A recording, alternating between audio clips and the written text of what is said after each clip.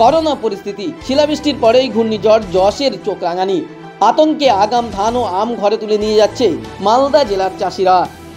একেই করোনার জেরে বিপর্যস্ত জনজীবন, চলছে কার্যত লকডাউন।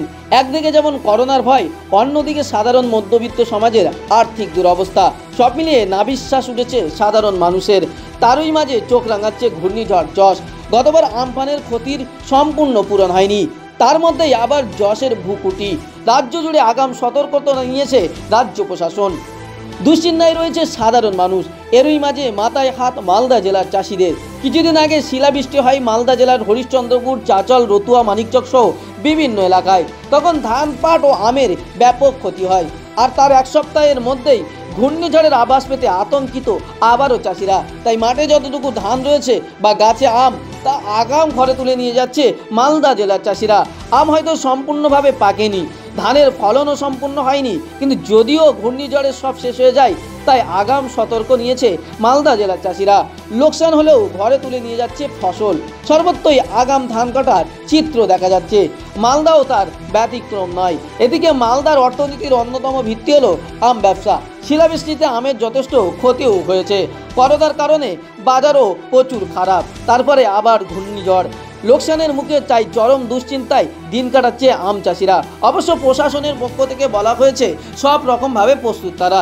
যে কোনো রকম পরিস্থিতির মোকাবিলা করা হবে, তার জন্য পুলিশ, ব্লক ও স্বাস্থ্য দপ্তর, দমকল বিভাগ সকলেই প্রস্তুত। বাতাস আসবে যে জন্য, ঘূর্ণিঝড় আসছে বলে ওই জন্য বানছি তাড়াতাড়ি করে ধান। আচ্ছা, টিভিতে খবর, মোবাইলতে ঘূর্ণিঝড় আসছে, ওই জন্য কাটে নিয়েছি, ওই জন্য তাড়াতাড়ি করে ধান বানছি। আজকে আসবে 12টার পরে খবরে শুনলাম, ওই জন্য। কিছুদিন আগে তো পাথর পড়েছিল। পাথর পরে তো ঝরে গেছে ধান। আচ্ছা, ক্ষতি হয়েছে? হ্যাঁ, ক্ষতি হয়ে গেছে অনেক। অর্ধেক ধান ঝরে গেছে, অল্প আছে লাগানো, সব ধান তো ঝরেই গেছে। আসবে না কি বলে, তাই জন্য আমটা ভাঙিয়েছি যে ঘূর্ণিঝড় আসবে, আমটা পড়ে যাবে। হ্যাঁ, তাই জন্য আমরা কী করবো, ছোটো ছোটো জায়গাটা আমটা ভেঙে নিচ্ছি ভয়ে। কিন্তু আম তো এখনো বড় হয়নি, ম্যাচিওর না হয়নি। হলে কী করবো, ঝড়ে পড়ে গেলে তো কী হবে, তখন তো আরও নষ্ট হবে। এই মানুষ কী করবো, আমটা ঝরে গেলে তো আমাদের প্রচুর লস হয়ে যাবে। প্রচুর প্রচুর ক্ষতি হয়েছে। এখনও তো পচা আম পড়ছে, ওই যে দাগ লেগে লেগে সব অনেক আম পড়ছে। আচ্ছা, প্রচুর ক্ষতি। পাথর যে পড়েছিল? হ্যাঁ, প্রচুর ক্ষতি।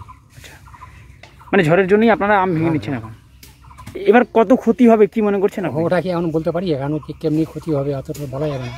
হ্যাঁ, মানে ক্ষতি হবে? ক্ষতি হবে। আচ্ছা, কতদিন ধরে আমের ব্যবসা করছেন আপনি? 30 বছর ধরে। 30 বছর ধরে করছি। আচ্ছা, লাভ হয়েছিল? হ্যাঁ, হয়েছে কিছু। এবার তো পাথরে লস করলো, এখন আবার ঘূর্ণিঝড়ে, এখন যে কী হবে না হবে তো কে বলতে পারবে। আচ্ছা, আপনার নামটা বলবেন? লগেন দাস, বাড়ি বাড়ি সুমুর পাহাড়াঙ্গা। মালদা থেকে গোলাম হাবিবের রিপোর্ট, NBTV।